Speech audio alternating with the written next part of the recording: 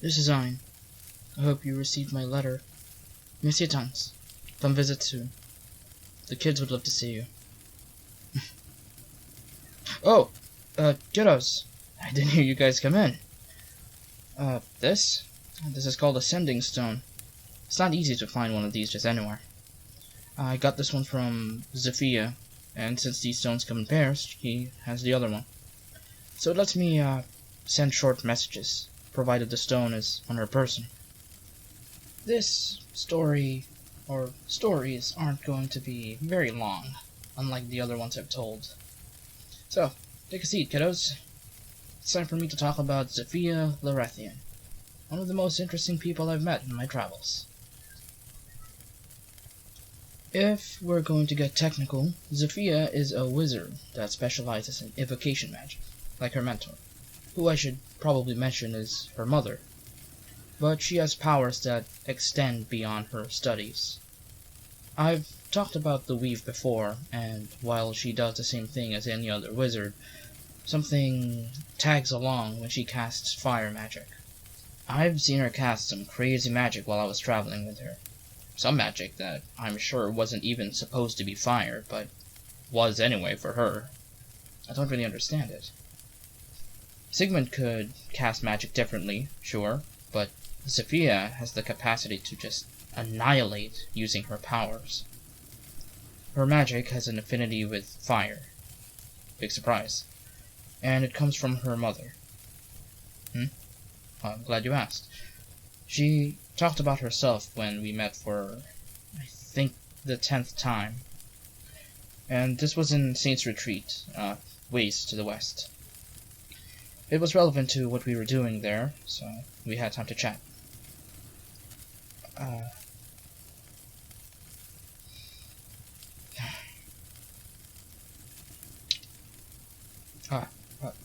Sorry, I spaced out. I look sad. Yeah, I'm not that good at hiding what I feel. Something happened a long time ago in Saint's Retreat.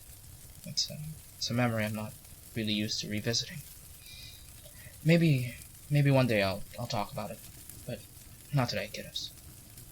Anyway, to explain her Zofia's powerful magic, I have to tell you about her clan of witches, the D&D-inspired. I don't speak Elvish, but that means Coven of Keepers in their tongue. They're not really a secret group or anything. It's just that no one really knows about it. And those that do know just think it's a few family of elves keeping an old tradition alive, which is not uncommon. Zofia's mother was the last one to pass away. The other keepers already had their children take over for them years before Zofia finally joined. The keepers work together loosely. They have meetings when it's something incredibly important, such as news or trouble. She was a bit of an outcast in this group. It was because she was new, and that's quite relatable, honestly. But also because she wasn't an elf like everyone else. Why was that a problem? It wasn't a problem at all. Zofia still did everything she could to contribute, but everyone else still thought she wasn't worthy of being a keeper just because she was human. She never quit, though. She still did her job and still did the things she had to for the Coven and for tradition. On the surface, the keepers are witches who do rituals and ceremonies to ward off evil by using evil against itself. That's the part that makes them different from priests and clerics. Zofia is the keeper of forbidden flames. She is in charge of warding an archfiend from the 9 hells, Merdenes. From what she told me, and from some of my personal studies, Merdenes is a demon prince signifying wrath and spite. And also fire. Lots and lots of fire. So there's definitely good reason someone like Zofia and the Coven are keeping them at bay. Another thing the Coven does, and that no one actually talks about, is that they also seek out cults and artifacts connected to whoever they're warding. I met Zofia wherever there was cult activity or dark magic. That explains why she seems to be everywhere. I tend to go to those places too. Mostly because I want to investigate, or someone asked me to. Yes. Uncle Ian likes to throw himself into danger, I get it. But I'm still alive, and I have plenty of stories for you kids. Just don't do some of the things I do here in these stories, okay? Anyway, if you're thinking about how these witches use evil against evil, Zofia, for example, uses the Archfiend's fire to her own ends. Be that throwing fireballs at a lich, or creating the scariest bonfire you'll ever see. There was this one time we were stuck in a dungeon, and she told me about all the things that worried her. It was one of the few times she really let herself be vulnerable. She was a strong woman, and someone like her had to keep a brave face, even if it's just for her own sake. There's nothing wrong with being vulnerable and open, kiddos. You can be tough and brave like your Uncle Ian and Auntie Zofia, but don't forget you're still a person. You're still a person behind all that armor and magic.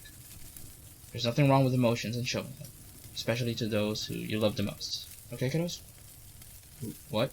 No, I don't love Zofia that way. I love her as a friend, and what do you mean what's the difference? There's... You know what? Never mind.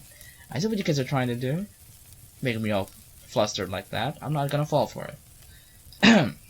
Moving on. I make a lot of friends in my travels, but Zofia is really the only one I meet every now and then.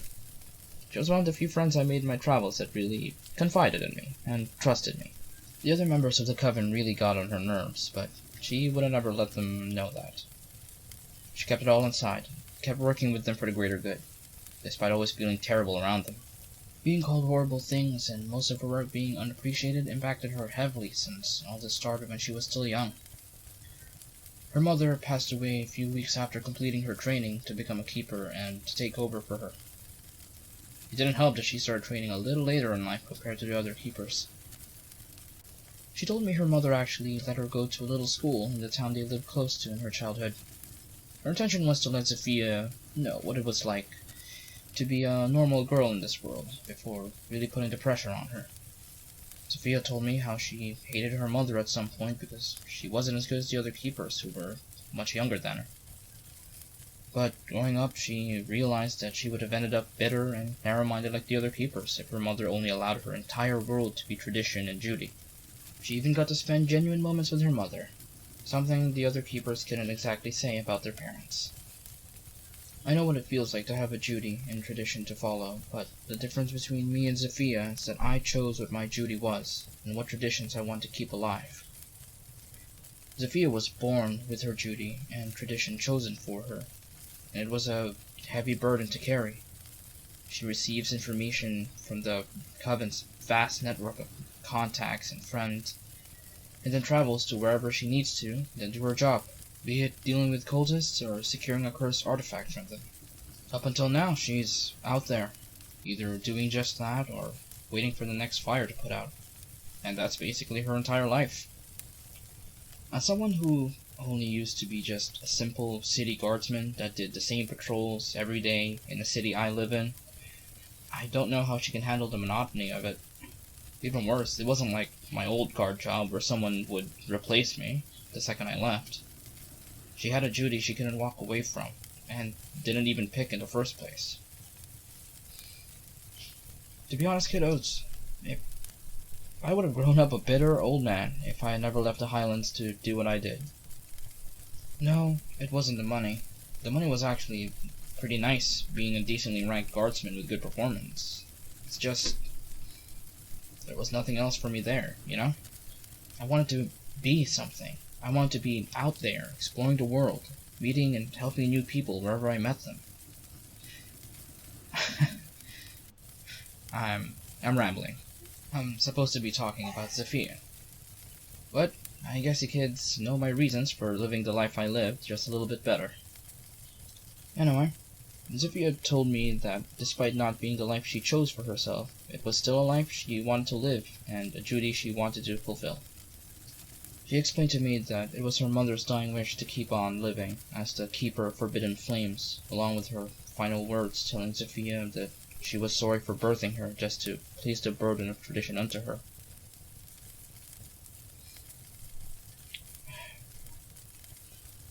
Zofia's last words to her mother was telling her not to be sorry, and to prove to her mother that she meant it, she lives on, fulfilling her duties with sincerity and pride.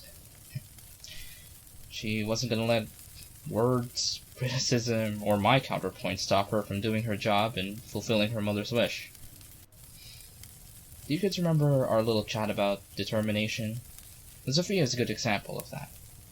She's weathered almost everything the world had to throw at her, but she just keeps going. We've fought cultists, fanatics, headhunters, demons, constructs, and those are just the ones I was there for. Even I can only imagine what she's fighting without me. You kids are curious about the things I believe in? It's only complicated if you think about it a lot, I guess, but I wanted to explore the world and help whoever needs my help. I usually get paid, but I don't mind helping just to help, since some people who need it don't exactly have the money for the kind of work I do. I knew you kids are going to ask about the runes sooner or later. Well, like I said before, I grew up in a small town close to the mountains in the highlands. I used to hike up a safe trail for fun, and in my little adventures, I found a cave. I came back the next day with a torch that I snuck out with, and found out that these caves are full of old ruins, and even bones of giants long gone. I would spend whole afternoons in these caves. There was even a huge part of the cave where the light from outside came through the ceiling.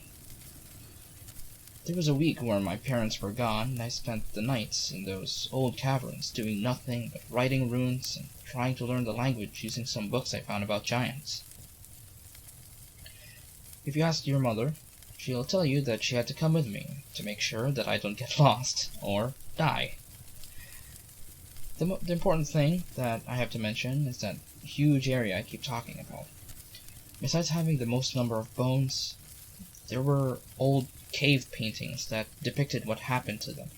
It's a long story, so I'll save it.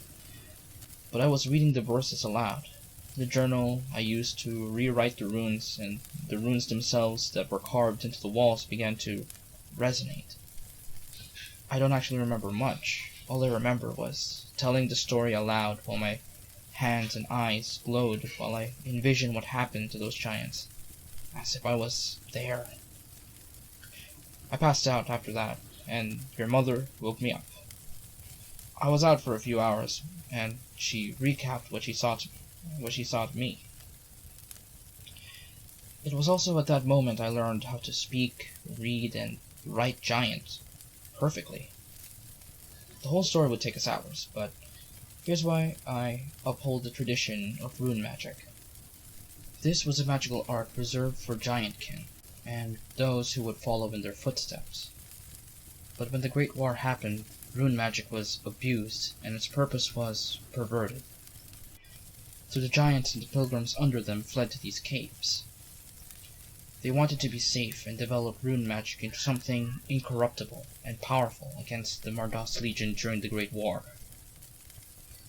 But before they were able to apply this magic, they were found out, and the Mardos were onto them. So they entrusted their magic to a few rune knights of legend, many of which could never continue the tradition of rune magic despite their efforts in the war. The giants and pilgrims also created the paintings in the cave with runes that kept their story untarnished forever. And apparently, those runes were one of the last sources of rune magic left in the world. And it was decided that I was worthy of its power, and I was more than happy to carry it with pride. When I watched what the Mardos did to the giants and the pilgrims, and felt all the emotions that they felt during their demise, I was expecting a wave of terror and fear, but all I felt was a stoic calm, because they knew that even if they died, their legacy lives on through the Rune Knights, and now, me. Sorry to get all dramatic, kiddos. Every time I'm reminded of what gave me these powers, and what it means to wield it, it just gets me pumped up.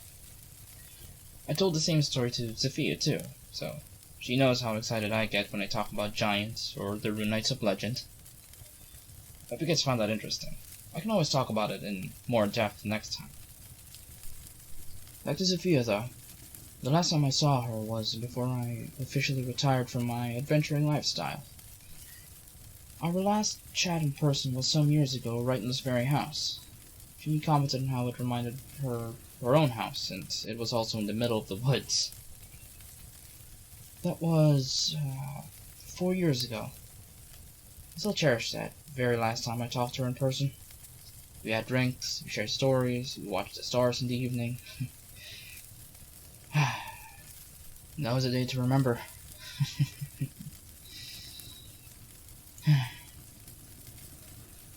Oh, sorry, I didn't catch that question. What did you say?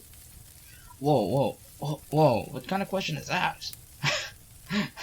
No, why do kids want to know that of all things? Oh, hey, you take that back. I am not stubborn. I swear, we were just good friends, and we had a perfectly wholesome and memorable night. Okay, I'm gonna start blaming you kids for making that sound weird now. No, I'm not a prude. That was just a weird question. And to answer it, no, we didn't do it. I'm an old man. She deserves someone a lot younger. Someone with more energy than me. Someone who isn't running into danger almost every day. Me? I'm 49 years old. I'm pretty old. Oh, Zofia. She's about 10 years behind. Wait a second. Are you kids asking that because you're gonna make some weird stories about me and her? Oh, by the gods, if you kids actually do that. Never a dull day with you kids, huh? Alright, you little rascals. It's time for bed. Show's over. Maybe tomorrow we can all make a letter for her, since you kids want to tell so many things to her. Come on, get up. Good night, kiddos. See you all in the morning. Get some paper ready.